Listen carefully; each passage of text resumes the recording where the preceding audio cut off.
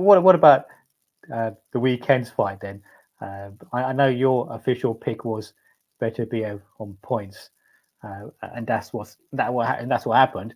But do you agree with that decision? Because there's some sort of controversy. A lot of people Um, you what's your know, take on man, the actual result? watching watching the fight while it happened, I was in the dressing room with my fighter. We was watching it on the phone. So it was a lot of commotion.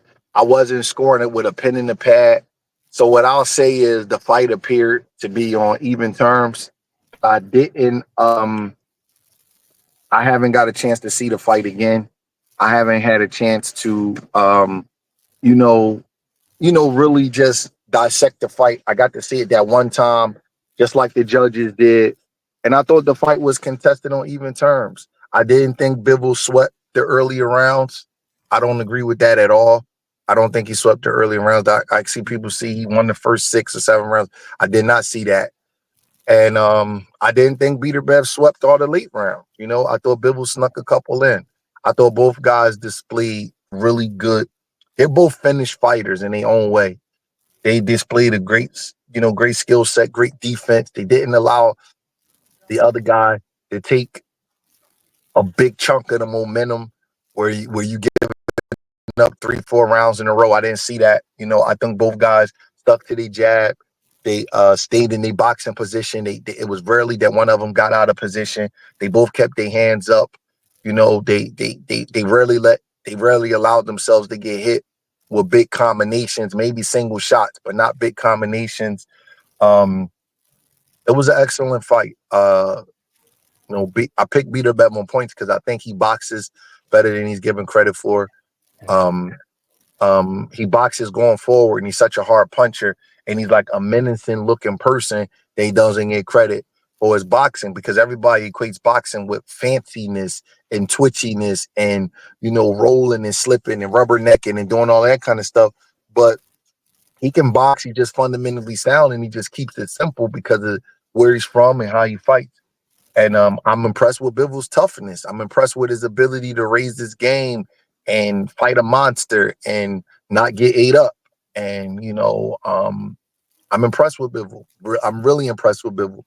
Um, and that's all I can say. I don't think it was a robbery. I would like to go through the scorecards forensically, round by round, but I looked at the punch stats, and I'm not a big punch stat guy. I think that I'm just not a big punch stat guy at all. But the punch stats indicated a very close fight. I think like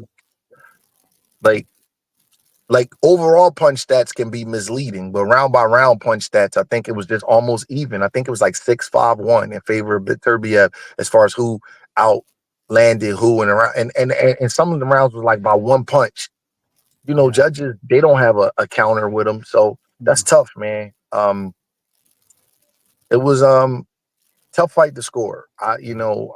Very, very tough fight to score. That's all I can say. It's a very tough fight to score. I think I almost scored that one a split decision. Mhm.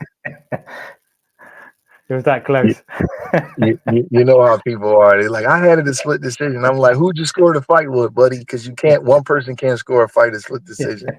Bro, I can't even talk boxing with people, man, because they say some crazy thing.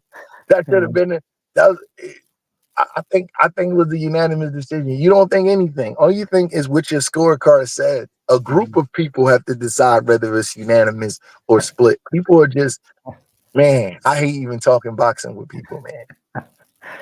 So what impressed you most then about Bivol's performance? I thought just his resolve, his composure under pressure. I think he had some tough moments. He might have been buzzed a little bit, but he never gave in. Even after the fight, I saw how he dapped Beterbiev. Like, I'm amongst these great fighters. Like, I could sit at the table. Like, for some reason, I think I underestimated him a little bit. But in total honesty, there's no separation between him and Beterbiev. That's an even fight. I don't care what the official scorecards say. Neither guy separated themselves from each other. When you look back on this era, it's going to be the era of both of them at 175. It's not going to be a thing where one guy was clearly above the other one, because not from that fight. You know what I mean? It was that fight was contested on even terms. Like, as many people thought Beterbiev won and thought that thinks Bivol won. Maybe more people think Bivol won. So Yeah. I'm impressed. I'm impressed with his resolve, his composure, the technical skills and the talent and all that kind of stuff. That's stuff that we could see, man. But these fights are won on the inside. They won the guy who could keep his composure and his concentration the longest as the fight comes down the stretch.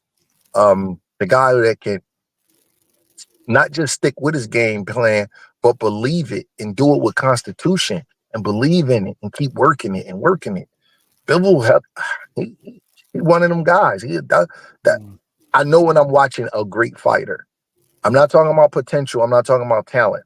But there are certain fights where you look at a guy and you're like, that's a great fighter. Yeah. And after that fight, I said to myself, those are two great fighters. And I think that get thrown around a little bit too easy in this era. But I said to myself, those are two great fighters. Mm. So what about Beterbiev then? So you mentioned how good Bivol looked. So what do you think Beterbiev did well to offset that? Thought he was busy. He hustled his ass off at the end of the fight, and you got to give him credit for that because he's the older guy. He was hustling down the stretch because he knew like this is close. I gotta figure something out. His jab was real good. To be quite frank, I don't know who won. So because fight is judged on 12 individual rounds. It's not one big contest. I thought Bivol executed better. I thought he fought a better fight, but that doesn't mean he won. I thought Canelo executed better than Triple G in the first fight, but I thought Triple G clearly won. But I thought Bivol showed more in that fight. Beterbiev kind of won the fight with his brute force and his hustling down the stretch. But Bivol showed a lot of layers to his game. But I really was impressed with Beterbiev's jab, his busyness. See, he's blessed with freakish punching power. But if you watch him fight, he never load up with his power. Yeah. He doesn't fall in love with his power. He's not Mm. infatuated with his power. Man, you know how much character you gotta have to have 100% KO ratio. He knows he can punch. Mm. Not just people telling him. He knows what it feels like. He knows how these guys are looking when he hits them. I'm in the gym every day with guys that don't punch nowhere near as hard as Beterbiev, and I gotta tell them, don't load up. Stop loading up. Stop loading up. Stop loading up. He never loads up, ever.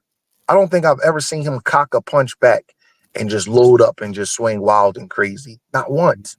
So his discipline, his ability to stay within himself is amazing because even when he was down in the fight, he upped his energy and his pressure, but he never came out of sorts and started loading up and falling all over the place and doing silly things where you look at him like, you're better than that. You don't have to fight like that. He never loads up on punches. That's why he's always able to touch you. And again, punch stats can be misleading because all of the punches wasn't getting through, but he was knocking Bivol's gloves back up in his face and damaging his arms and stuff like that because he's always touching you, touching you, touching you. So I came away impressed with both, but I do think Bivol fought a better fight. Not necessarily mean winning, but I thought he displayed more of his game. And I think that my mind probably says that because I had a little bit more higher regard for Beterbiev going in than I did Bivol. Now I kind of view them as even until they fight again. Yeah. I think also you mentioned he throw a lot of those touch punches, and he doesn't wind up on his power punches. It makes him very difficult to read because the punches It coming makes in. him very difficult to escape from being touched. And if you can touch a guy, you can time a guy. And he's not trying to touch you hard. So he's going to touch everybody because all he's doing is just making contact with his fists. You know what I mean? He's just making contact with his knuckles. He's just touching you. And then when he isolates you and puts you in a vulnerable area, then that's when he starts to, turn up the heat and put a little more impact behind his punches. But it's he was taught very well. Somebody somewhere taught him, don't load up. Just touch the guy. You'll get the shot in that you need. You're never going to hit anybody with that big video game loaded up shot. And it makes it difficult to escape him because you feel his presence because he's always touching you. Mm. So you picked him to win on points, though. So did he fight the way you expected him to? I thought he would go to the body more. Yeah. Why do you I thought think I thought towards he the would end he go to. did? But why do you think he left it towards the end to go to the body? I don't know. Got to ask him. Maybe he just didn't see it. Sometimes we can see things on the outside that they don't see on the inside. Bivol keeps his hands in place and his legs are moving, and he's a really good defensive fighter. So he's just not going to just let you just touch his body and wear him out all night. He knows what he's doing. So I really can't say why he didn't go to the body more, but I expected more body punching from him. That's the one thing. That's why I said that I thought Bivol executed a little bit better. I'm not saying that Beterbiev didn't go to the body at all, but I expected a sustained body attack. Mm. So do you think if there's a rematch, most likely will be, do you think the game plan will center around an early attack to the body? Do you think he's going to carry that momentum into the rematch? I don't know, man. You know, it depends on his reason why he didn't go to the body. He might get on the interview and say, I did go to the body. I've talked to fighters about doing things, and then they tell me I thought I was doing it. So I don't know what he saw or what he felt in there. And it may be because Bivol didn't allow him. You know, Beterbiev has a fearsome reputation. So I noticed that Bivol was taking away some things that he was doing. Like Beterbiev reset and he sets a trap. He'll back away from you after being hit, and then you run into him and he'll walk off to his right and nail you with a right hand. Bivol didn't let him do that. You know what I mean? So maybe Bivol took the body punching opportunities away. I don't know. But we got to see. They just got to fight. We'll see. I think that both guys, are going to see things in their mind. They're going to think that they could do better. And I think Bivol's going to be more offensive because I think that he carried the fight when he was attacking. The problem is it's hard to keep attacking the guy that punches that hard. Yeah, So I yeah. wouldn't be Fine line. surprised if Bivol attacked more, but you're putting himself in harm's way. So I Yeah. think that the rematch could go a multitude of ways, but my mind is telling me that Bivol is going to look at the fight and say he should have took more chances and should have attacked more. And I think that could get him clipped, actually. So I Mm. wouldn't be surprised if Bivol was dominating the rematch a little bit more because as good as Beterbiev is, he doesn't have the quick release that Bivol has, in my opinion. I believe that hypothetically, let's just say that Beterbiev's punches didn't affect Bivol at all. Let's just say like they got all of the same traits, but neither guy could hurt the other one. Bivol would beat him every time, in my opinion, because he gets off a little bit faster in certain ranges. But the problem is Beterbiev can hurt you. He can harm you. He's so heavy-handed where you got to respect certain things and you got to kind of like make a conscientious effort not to get too greedy because he'll hurt you. Yeah. Um, so I feel like that if Bivol is attacking more, he'll be winning more rounds in a more dominant fashion, but he'll also put himself in harm's way a little bit more. Do you think Bivol can fight better in a rematch? I mean, I think Bivol fought superbly. I can't imagine him against Beterbiev, that kind of opponent, cutting down and fighting better. Do you think he can fight better in a rematch? Um, I don't know. I underestimated him before. I don't know. But I do think, I don't know if this is better, but this is different. I think he could attack a little bit more, not be so conservative. And like I said, put himself in harm's way a little bit more too. Give Beterbiev some more countering opportunities, some more opportunities to open them up and catch them in exchanges, which is the most vulnerable time for a fighter to get caught is when he's opening up. So I don't know if Bivol could fight better, but I'm pretty sure that Beterbiev can. Do you think Beterbiev will slow down, considering his age to be past 40, in the rematch, which will then aid Bivol's chances of getting those punches in? I don't Do you know. think that'll be a factor? Because he does lead, I he mean, leads, he leads a clean lifestyle, much like Bernard Hopkins. There's no smoking or drinking or partying. um, You expect Beterbiev to last a little bit longer because of that. He hasn't had a lot of fights in recent years either. So do you think that age will come into play in a rematch? everybody ages differently, but if he sticks around, age will come into a factor. I mean, we human beings, we all die. You know what I mean? So everybody ages. We just age at our different rates in different places. I don't know, but I am curious to know what was going on with his breathing in the fight. He seemed out of it. The reports are saying he was out of breath at a certain part of the fight, and his corner was telling him something. I couldn't hear it, but I'm curious to Beterbiev, see what was. Huh? Excuse me. Beterbiev. Yes.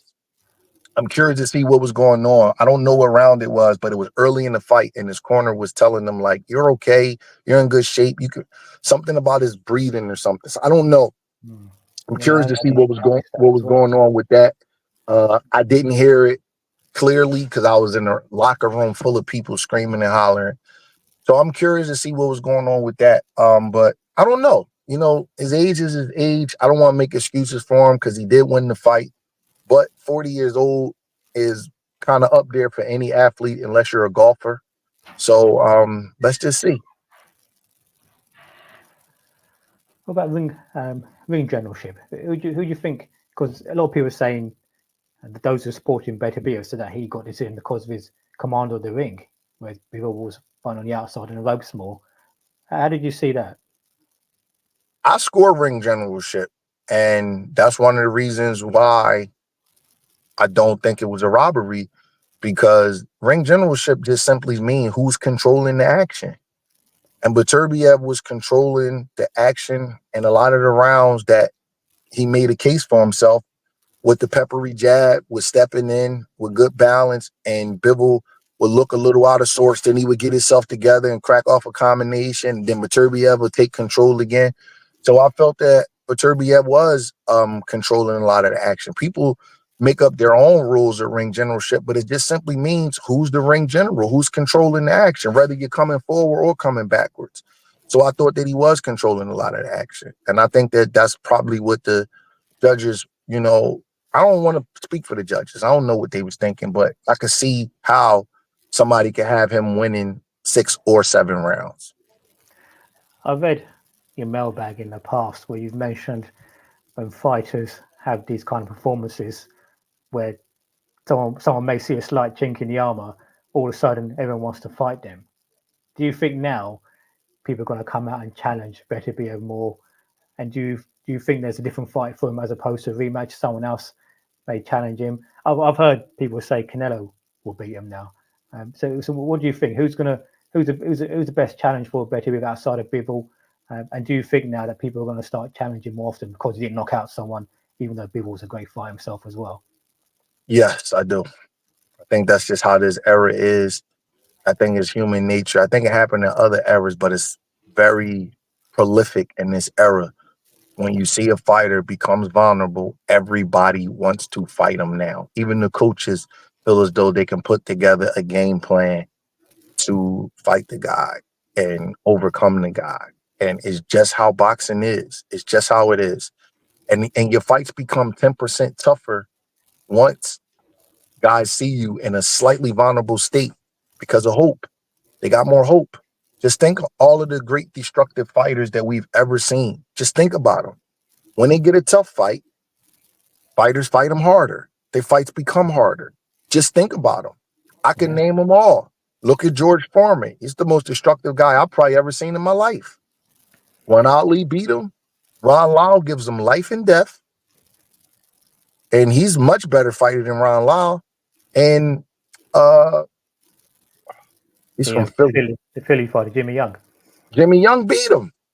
You know what I mean? I'm just telling you, it's just how it is.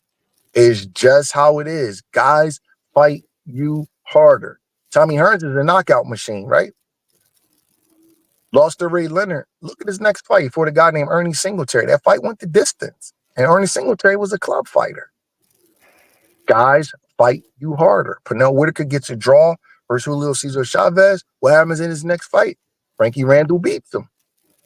Mm, yeah, yeah, Guys will just fight you. They'll just fight you harder. They'll just say, okay, you're this destructive force. Once Marvin Hagler beat John Mugabe, everything, yeah, the aura of him was Mugabe was running through everything in the mid 80s.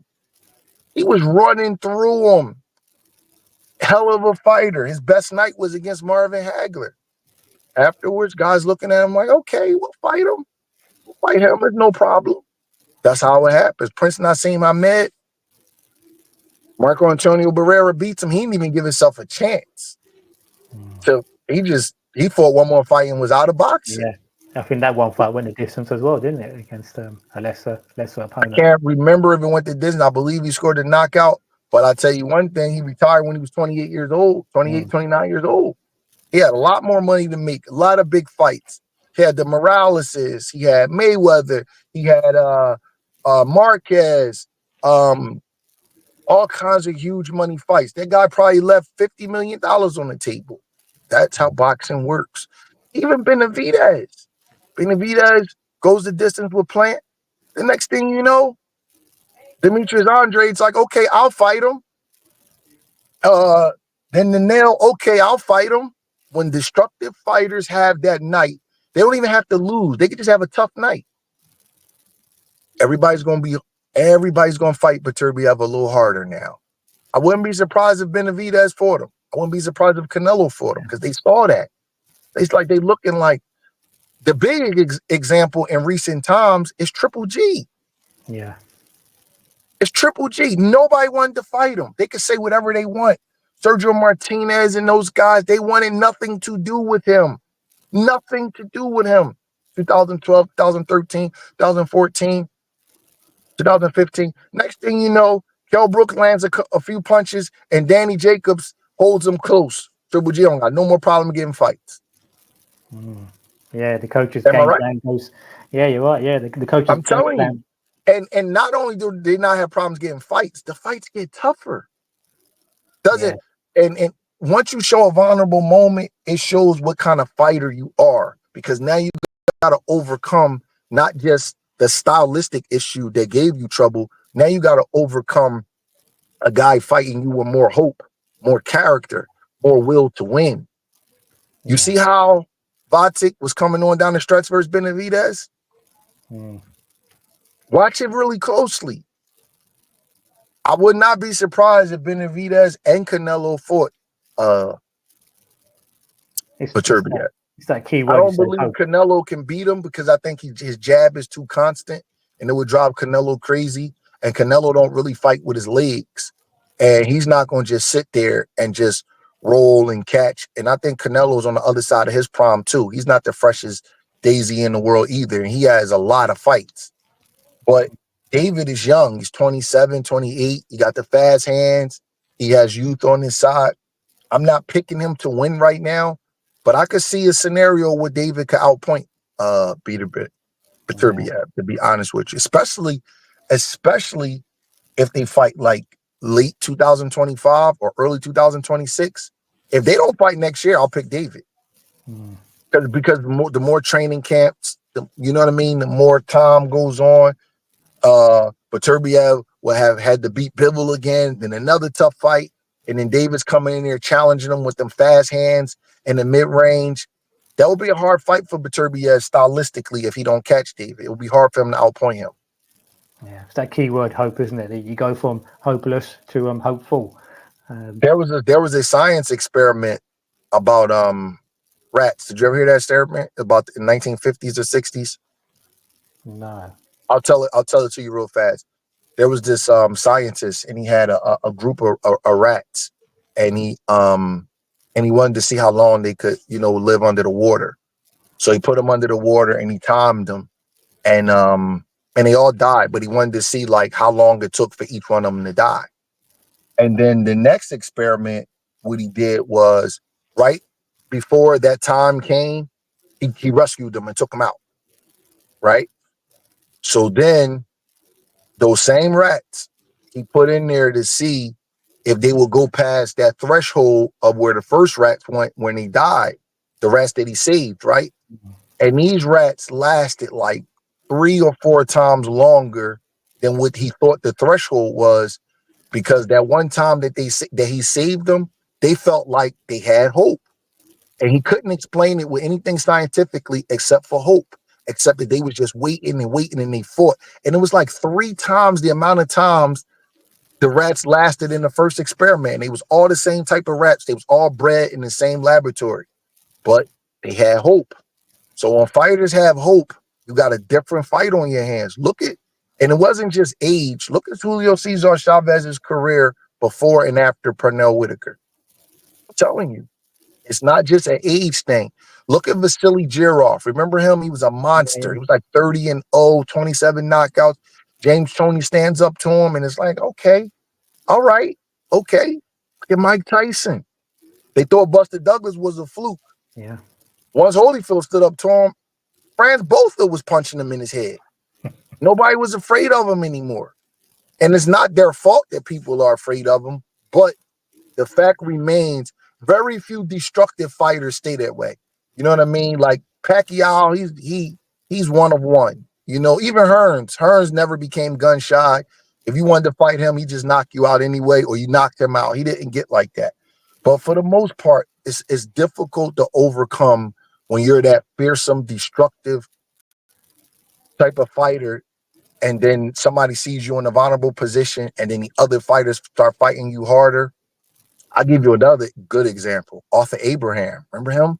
Yeah. Very Yeah. destructive fighter. Very destructive fighter. Super middleweight. Yeah. When he went up to super middleweight, he had a tough night versus Andre Durrell. Career was never the same ever since then. Think about it. It never was the same. They just took turns beating up on Abraham after that. So, and I'm not saying Beterbiev will fall into that category. What I'm saying is that his fights will get tougher. Kovalev is, what was he, 30-0 with 27 knockouts when he fought Ward? Look at the rest of his career after that. People Look at forget. his career after the Ward fight. Yeah, people forget. Nobody was ever afraid of Kovalev again. You could call him the Crusher. You could call him anything you want. Nobody was ever afraid of him again after Andre Ward stepped to him. Yeah, and before, like you mentioned, I remember speaking to my friends and saying that he was maybe the number 2 or 3 pound for pound fighter in the world at that time. The number 3 on a pound for pound list in 2016-17. There you go. Yeah. Yeah. Yeah. It's So very interesting. That's when the mentality comes into it. Well, people say boxing, 80% mental, 20% physical. I think that's when it's really sort of tested, isn't it? When guys have that hope against you. I actually want to ask you a question about another of the fights on the same card. Did you see the Fabio Wardley versus Fraser Clark fight? Yes. The heavyweights. So Fabio Wardley, his background, he's had 4 white collar fights, and then he turned pro. And Fraser Clark was Olympic medalist, I believe. So he's got the amateur background, the Olympic pedigree. And then Fabio Wardley. Here in the UK, there were quite a number of comments saying that it's white collar versus amateur. It's for the structure of boxing. If people see the Olympic pedigree guy loses to a white collar fighter, it's going to have a bit of an impact. And then Wardley came out and knocked him out in the first round. I know. So you also train a fighter who's had 6 amateur fights. So you have like sort of first-hand experience on how to manage this, how to train someone for the pro game. So what are the benefits there? I mean, is there a benefit in having, because white collar here especially, it's not really an amateur style. I mean, I've had guys fighting in the white collar scene. It's a lot of talent on there, and it's amateurs who started work, made family life. They don't want to carry on fighting the amateur scene. A little bit older, the amateur scene head more for younger guys, so then they fight and get paid for white collar fights. So there's a lot of talent on there, a lot of ex-amateur champions, a lot of ex-pros as well. You're training someone who's had 6 amateur fights. How are you setting him up for success? Because we've just seen Wardley, 4 white collar fights, knock out an Olympic pedigree fight, Olympic medalist. How do you sort of the trajectory, the sort of journey? How is it different? The trajectory is not really different than me. The goal is always to be the best and be a world champion. So that's always the goal. You know, how you get there is how you get there. There's always better for you though? Is it better for you though that less amateur fights because you get that clean slate to start from? Or I don't want to say better, but I will say I enjoy it. And for me, it's not hard to train him. And because I do have a blank canvas, because he's not corrupted and his mind is not molested with all of the bullshit that goes on in boxing, he's just a kid having fun, living out his dreams. So he's 8-0 right now with 7 knockouts, and he's just a happy kid. And like, I have other fighters that if I tell them to do something, because they've had success with it at another level, they may question it, or they may say, well, could I do it this way? And there's nothing wrong with that, by the way. But this kid just says okay, because he doesn't have any point of reference. So it allows me to just paint with my brush. It just allows me to get on a blank canvas. And He's right-handed, but he fights southpaw. I've never changed a fighter around in my life. I definitely wouldn't change a right-handed fighter around to fight southpaw, but it works for him. He's dog strong. He's super athletic. He outruns all of my guys. Dominates them, to be honest, if when we're sprinting and running. He's very fast. He's very explosive, even though you don't look it. He's a high school football player. He has natural strength. Um, um, Very explosive puncher. But the most the thing that stands out to me, he's just very obedient. He never, ever, ever has his own ideas of why this should be and why that should be. And, like, it just doesn't. So many fighters don't listen. And then what happens is it's the small things that cost you. It's a game of inches. It's small, little, teeny things that cost you. And he's a guy that just wants to learn. He doesn't want to outthink me. I'll give you an example. And this is not an outthinking type of thing. But Caleb Plant in his last fight, I was telling him, like, yo, man, you gotta be careful doing certain things. He's like, all right, coach, but I'm gonna try this. And I said, okay, I'm just telling you that if you do it, I'm not even gonna say what it was. You know what I mean? But I said, if you do it, um, I want you to man up if it don't go your way and say my coach warned me. And he said, okay. And he did it in the fight. And it was a specific thing I'm talking about. And he got caught with it. And after the fight, he was like, you were right. And there's nothing wrong with that. Caleb was a heck of a fighter before I ever started training him. But I noticed something in camp. I noticed something in the gym. And I'm very, very transparent. I said, I don't like that. I don't like that. I even cursed. I said, I don't like that shit, man. Don't do that. That's no good. I let you get away with certain things, but I don't like that. I'm telling you right now, that's going to come back to bite us. And, he was like, okay, I won't do it. But once I get him under control, you got to let me do my thing. I said, okay. Just if it don't go right, you just be a man and you tell everybody. He warned me. And after the fight, we won the fight, obviously, so it didn't cost him the fight. And it's something really small. But with Jay, the kid Erron Peterson that you're talking about, Wiz, like, he does not have a national champion or a world championship under his belt for his point of reference. So I tell him not to do something. He just be like, okie doke, okay. Am I doing it right? So there's just a difference. So his ability to absorb the information is different because he's not absorbing it with any type of resistance. He's absorbing it 100% like, oh, this shit is going to work because he told me, because I don't have nothing to reference it to. All I got is 6 amateur fights where I just bulldoze guys. That's it in my whole life.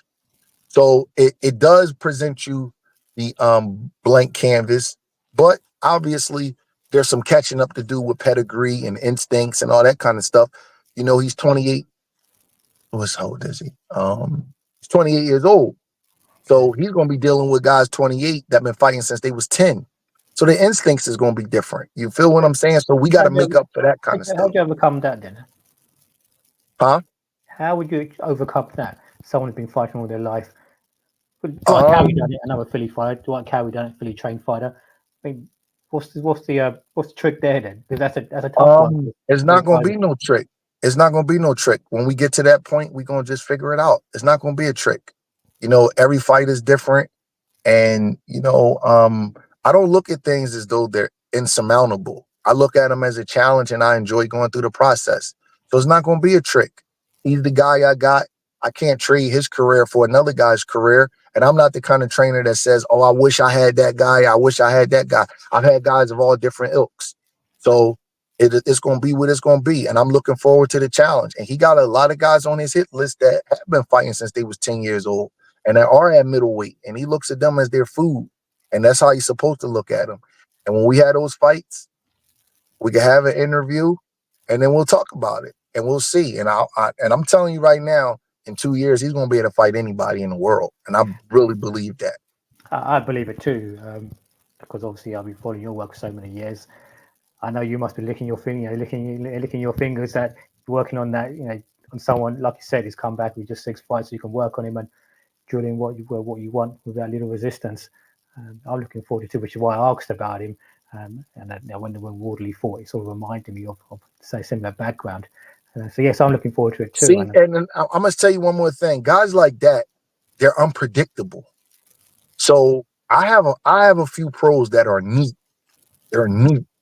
Like they do things the right way, the textbook way. Guys like Caleb Plant and Julian Williams.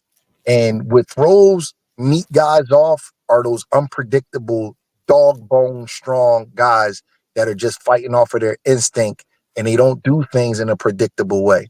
This kid will throw a gazelle punch. He throws weird punches.